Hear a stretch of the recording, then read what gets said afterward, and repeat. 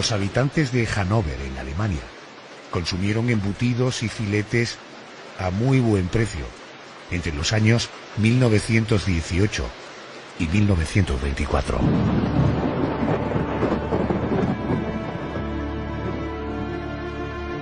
Muchos de ellos se deleitaron ante una carne que, según su criterio, era de excelente calidad. Pero muy pocos sabían lo que se ocultaba tras la mirada fría de su carnicero, Fritz Hartmann. En aquella Alemania de posguerra, las estaciones de trenes se convertían en dormitorios al aire libre de muchachos vagabundos que lo habían perdido todo. Nuestro protagonista de esta noche, Fritz Hartmann, acudía allí con sus mejores galas y con su rostro más amable, ofreciendo a decenas de chicos una comida caliente y una cama acogedora. Ya en el interior de su guardilla, en un barrio pobre del municipio de Fritz, ayudado por su amante, saltaba al cuello de la víctima de turno, desgarrándole la carótida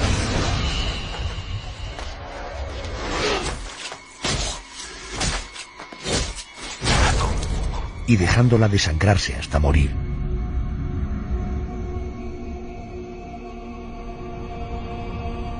Tras ello, los dos siniestros personajes troceaban los cuerpos y posteriormente los vendían a un precio espléndido en el mercado negro de la ciudad.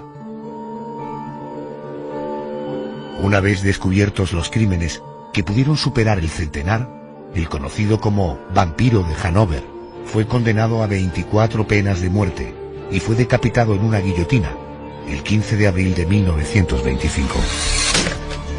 Su último deseo fue que pusiesen en su tumba una inscripción en la que rezara: "Aquí yace el exterminador".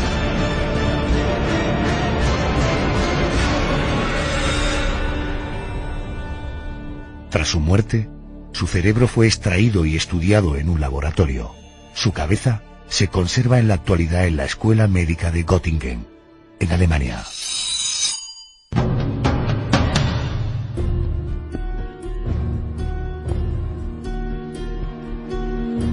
José Manuel Frías, buenas noches. Buenas noches, Adolfo.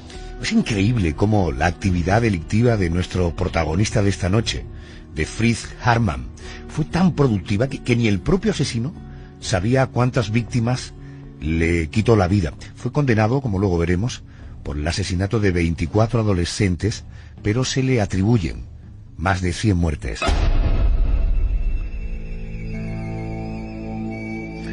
Vamos a ir conociendo paso a paso, si te parece, su vida, para ver si encontramos en ella motivos que le llevaran a convertirse en la bestia que luego fue. ¿Qué sabemos sobre su infancia y su juventud?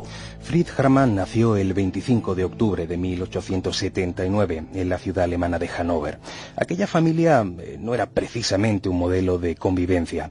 Más allá de la pobreza que le acosaba, el padre era alcohólico y se enzarzaba a cada rato en peleas con su esposa. Por eso, el niño, el único varón entre sus hermanas, además de contemplar esas palizas, recibió en algunas ocasiones más de una bofetada sin venir a cuento. Pero la madre tampoco era un ejemplo, no solamente consentía demasiado a Fritz, quizá como compensación por las agresiones del padre, sino que además lo trataba como si fuera una niña, vistiéndolo con ropa femenina e incluso empujándolo a jugar con muñecas. Claro, absurdo preguntarte si tuvo una infancia feliz. Desde luego, una infancia que no le señalaría como un futuro adulto, en este caso un adolescente, adulto equilibrado. ¿Cómo le afectó a él todo esto? Hombre, las crónicas nos hablan de que ya siendo niño tuvo, vamos a decir, ciertas tendencias extrañas. Además de no tener clara su sexualidad, nacieron en él ciertas fantasías sexuales en las que su madre era la protagonista. Pero más allá de ello, se volvió un muchacho caprichoso, bastante impulsivo. Digamos que el pequeño Fritz no pudo hacer como sus hermanas, que no soportando a sus padres, huyeron de casa, hicieron vida en otros lugares, dedicándose, eso sí, a la prostitución. El niño tuvo que aguantar más tiempo en ese ambiente que lo fue minando por dentro poco a poco. Cuando el padre se dio cuenta de que su hijo no atendía en la escuela y que además mostraba cierto amaneramiento, quiso cortar el problema de raíz enviándolo a la Academia Militar Neu Breisach, cuando era un adolescente de 16 años. Y hay que apuntar que Fritz por ese gesto odiaría a su padre durante el resto de su vida. Bueno, cuentan que el paso por la academia militar fue breve debido a que este chico participaba en ciertos pasajes que se pueden considerar o calificar como de bochornosos. Un año después fue expulsado de esta academia. ¿Qué ocurrió para que llegaran a expulsarlo? Digamos que estar rodeado constantemente de hombres hizo que aflorara en su persona algunas tendencias marcadamente homosexuales. Pero eso no era lo malo. Lo peor vino cuando comenzó a acosar, incluso a abusar, de algunos militares de menor edad, que eran prácticamente niños. Por todo ello, a los 17 años fue enviado de nuevo a casa y en su entorno empezaron otra vez los problemas. Aunque intentó pasar desapercibido, trabajando tranquilamente en una empresa de tabaco, en esa misma época fue detenido y fue acusado de abusar de otro menor. El psicólogo que lo estudió alegó que Fritz no debía pisar la cárcel, sino entrar en un sanatorio para enfermos mentales. Claro, allí le aplicaron los métodos de entonces que son totalmente obsoletos en la actualidad: inmersiones en agua helada y descargas eléctricas. Qué horror, ya. En este punto se nos presentan y se hablan de dos hipótesis.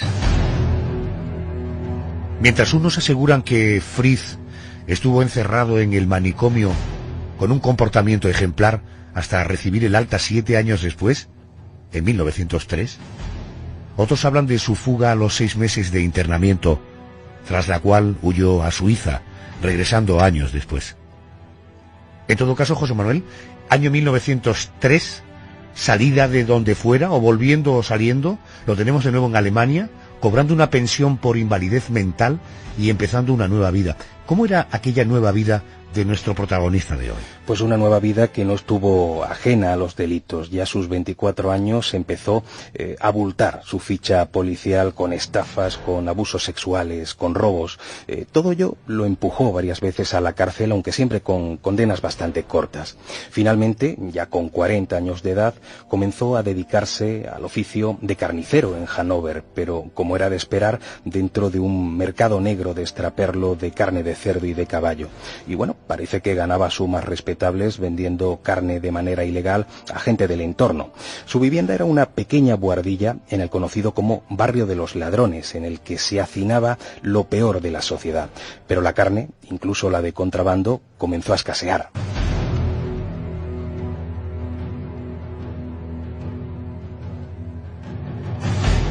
Fritz Hartmann, cuyo expediente abrimos hoy en la noche, se hizo amante de un joven prófugo llamado Hans Grams. Ambos comenzaron a vivir juntos en aquella buhardilla de Hannover. Hans se convirtió, por lo tanto, en el testigo mudo de los crímenes que estaban por venir.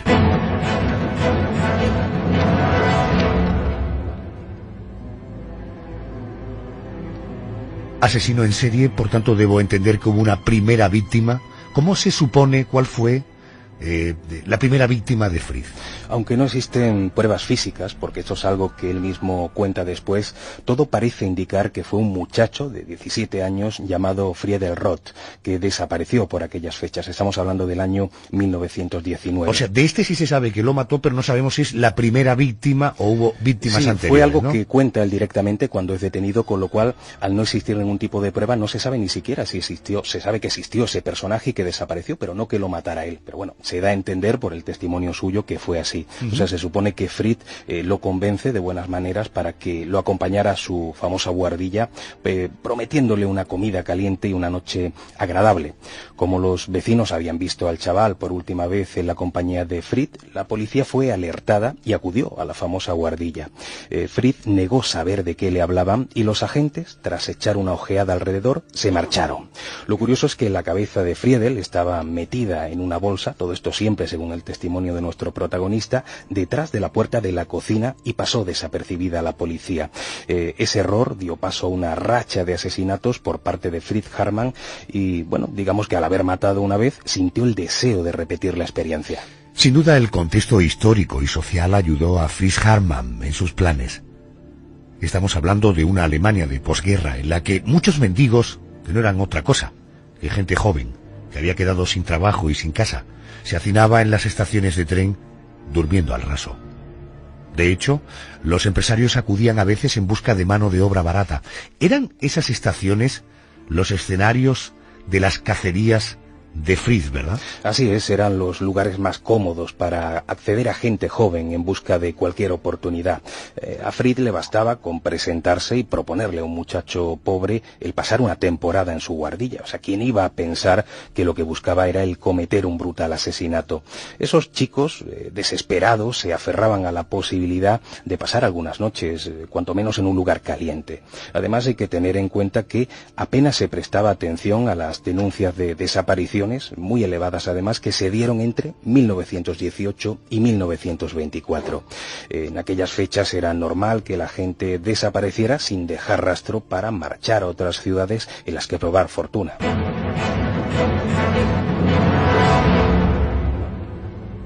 Quizá ahora venga la parte más escabrosa del asunto.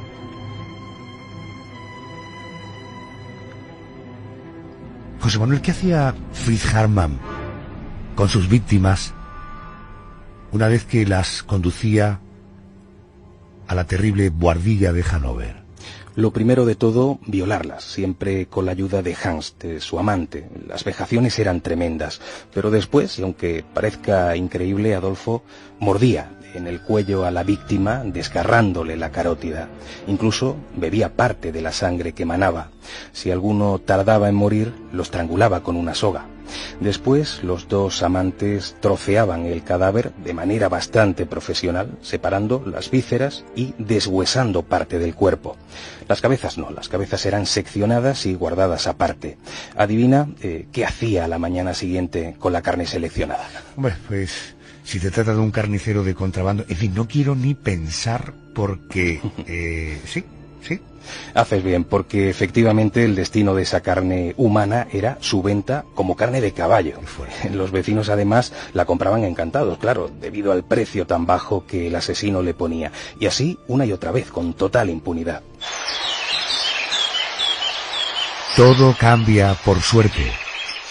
En la mañana del 17 de mayo de 1924, cuando dos niños vagabundos paseando por la ribera del río encuentran una calavera. ¿Ponen el hallazgo en conocimiento de las autoridades? José, ¿y qué pasa a partir de ese momento? ¿Cuáles fueron los pasos que dieron los agentes de la policía? Lo primero que hicieron evidentemente fue analizar bien la zona y de ese modo descubrieron muchos más restos óseos, sobre todo otras calaveras humanas pertenecientes al menos a 22 personas. Se podría decir que aquel era el vertedero personal de Fritz Hartmann. El resto no fue excesivamente difícil, además de que Fritz era la única persona de la zona que tenía antecedentes por violación. Hacía tiempo, y esto es muy curioso, que uno de sus clientes le había denunciado alegando que la carne que le había vendido el carnicero era carne humana, pero en su momento nadie le prestó atención. Los agentes empezaron a seguirlo, vestidos de paisano, descubriendo que acudía muy a menudo a la estación para entablar contacto con jóvenes mendigos. La buhardilla de Fritz Hartmann, ese escenario de película de terror, fue registrada por la policía sin previo aviso, sin que el asesino pudiera ocultar las pruebas. Supongo, José Manuel, que allí lo que se encontraron los miembros de la autoridad debió ser esperpéntico. Desde luego, encontraron un poco de todo. Por un lado, ropa de diferente talla que luego se demostró que pertenecía a las víctimas, pero lo peor era la sangre, eran las vísceras que manchaban el suelo y las paredes. Aunque Fritz alegó que era carnicero y que allí troceaba a los animales, no le creyeron. Y el estómago de aquellos agentes se encogió al descubrir en un armario una buena ristra de salchichas, elaboradas además de manera artesanal con carne humana. Nuestro protagonista de esta noche, acorralado por las evidencias, terminó confesando, o sea, manifestó que cuando cometía los crímenes su cuerpo era poseído por una entidad maligna que lo manejaba a su antojo. Y fíjate, Adolfo, una de sus frases demoledoras fue la siguiente: condénenme a muerte, solo pido justicia, no estoy loco. Es cierto que suelo entrar en un estado del que nada sé, pero eso no es locura. Líbrenme de esta vida que es un tormento. No pediré clemencia, ni apelaré. Pongan en mi lápida: aquí descansa Hartmann, el exterminador.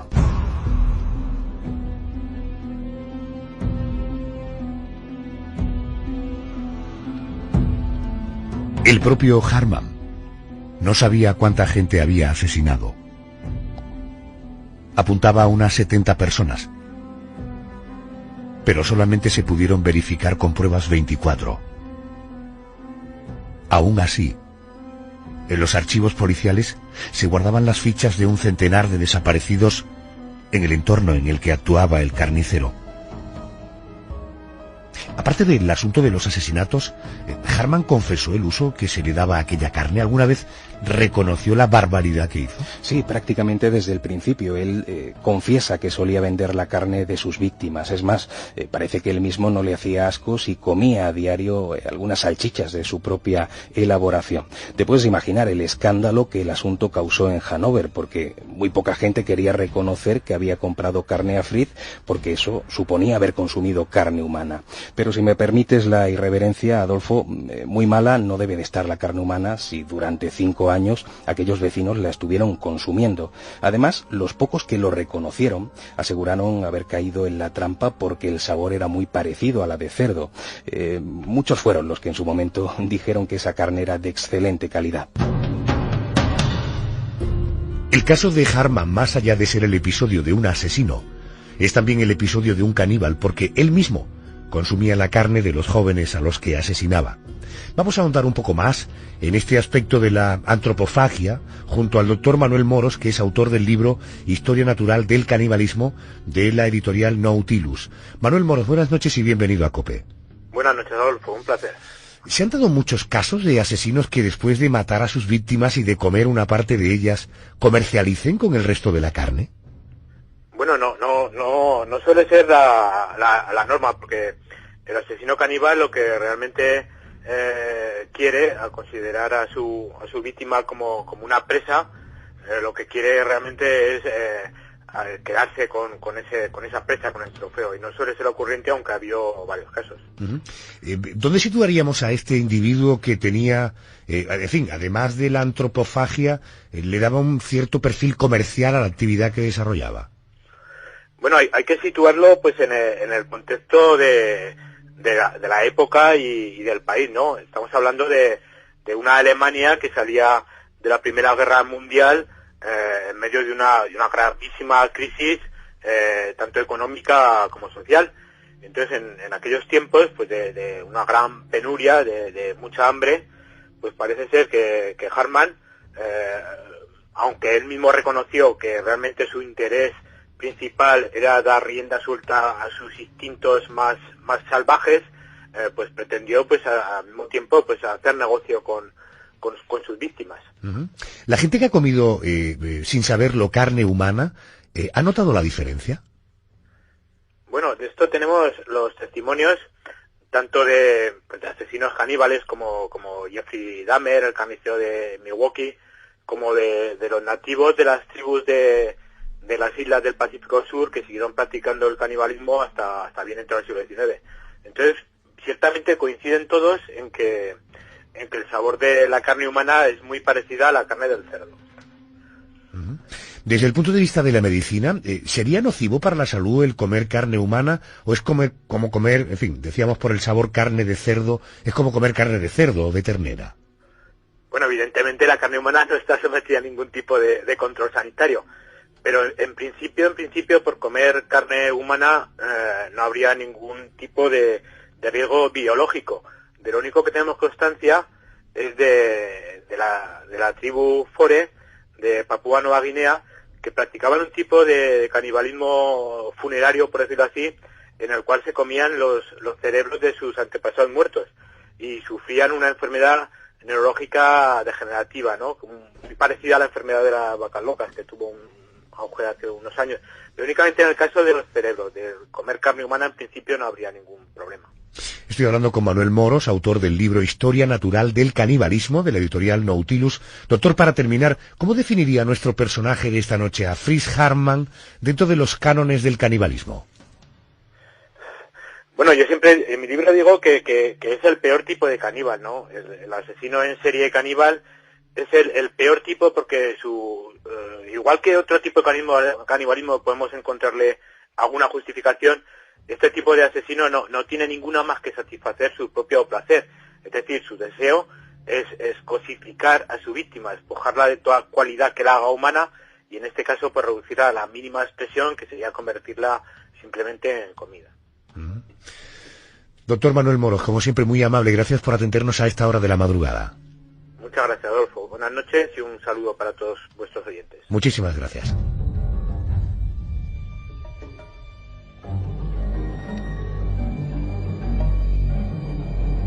José Manuel, vuelvo contigo. Seguro que más de uno se estará preguntando si estas cosas solo pasaban antiguamente. ¿Hay casos parecidos recientes?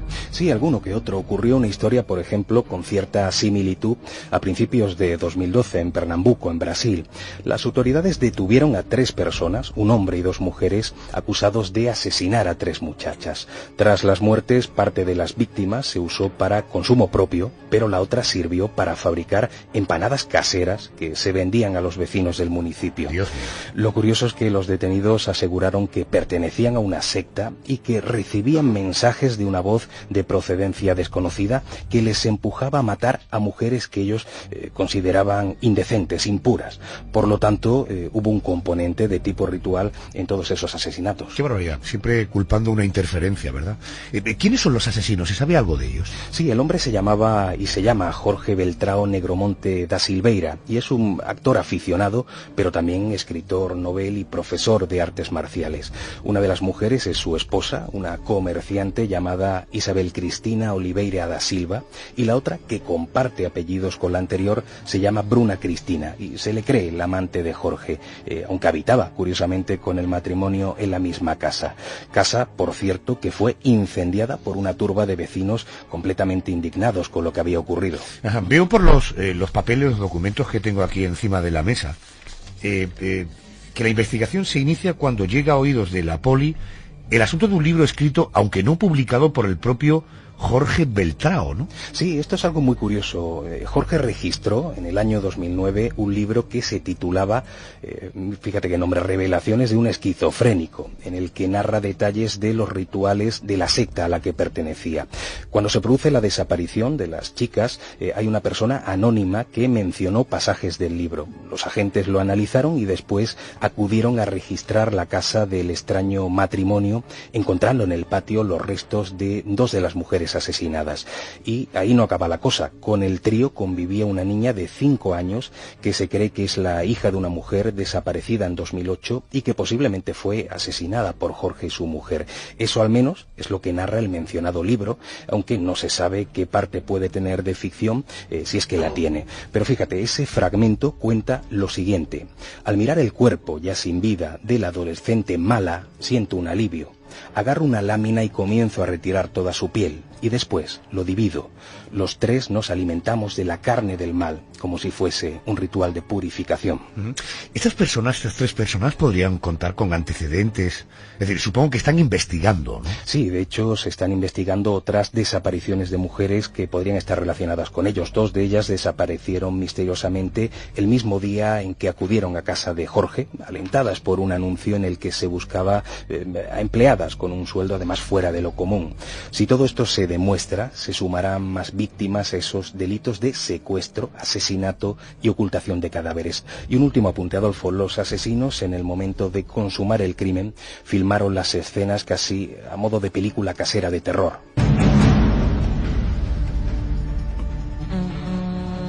Regresando a nuestro expediente de esta noche, el 4 de diciembre de 1924, Fritz Hartmann, el vampiro de Hannover, fue llevado ante los tribunales. Mostró en todo momento una siniestra frialdad ante la presencia de los familiares de las víctimas. Nunca se mostró arrepentido. Cuando narró sus peripecias con los muchachos asesinados, el repudio de los presentes en el juicio fue común. ¿Cómo acabó aquel proceso? Antes que nada hay que decir que Fried explicó algo que es muy interesante. Durante sus primeros crímenes fue bastante meticuloso, o sea, los huesos los trituraba y los tiraba a un parque. Las cabezas las enterraba, pero finalmente se cansó de aquel sistema que tanto trabajo le daba y es cuando empezó a lanzar los restos al río, un método descarado, poco discreto, que acabó por pasarle factura. Después de varios días de juicio, en el que algunos de los que estaban allí incluso vomitaron al oír las palabras de Fried, los miembros del jurado solicitaron la pena de muerte. Su amante, Hans Gran, también fue detenido como cómplice, pero su delito no fue el de los asesinatos, sino el de haber sido colaborador de los mismos.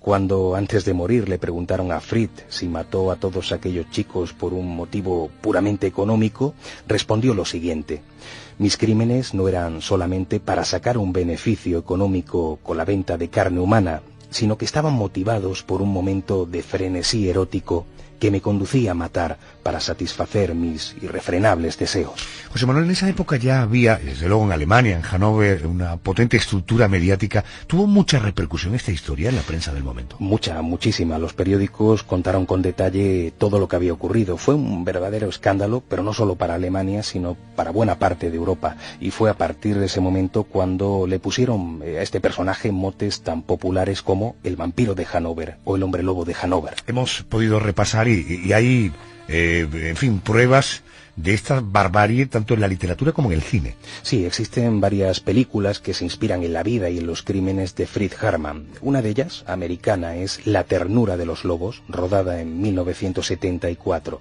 Pero existió otra cinta, en este caso alemana, que se titula Los fabricantes de carne.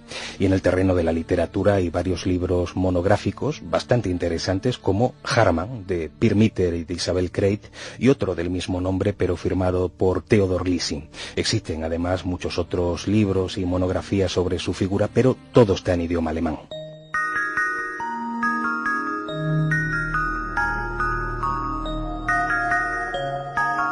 Fried Hartmann fue condenado a 24 penas de muerte. A su amante se le conmutó la condena por la de cadena perpetua y más adelante por la de 12 años de prisión. El 15 de abril de 1925, Fried fue decapitado. Tenía 45 años. Esa mañana se sintió muy nervioso y pidió la presencia de un sacerdote. Aseguró estar arrepentido, pero dijo que no tenía miedo a morir. Tras su fallecimiento, un grupo de científicos solicitó su cabeza, que fue trasladada a un laboratorio en el que se diseccionó su cerebro para ser estudiado, para tratar de encontrar en él evidencias físicas de esa mente perversa. Hoy día, la cabeza de Fried Hartmann, el carnicero de Hannover, se conserva en la escuela médica de la localidad alemana de Göttingen.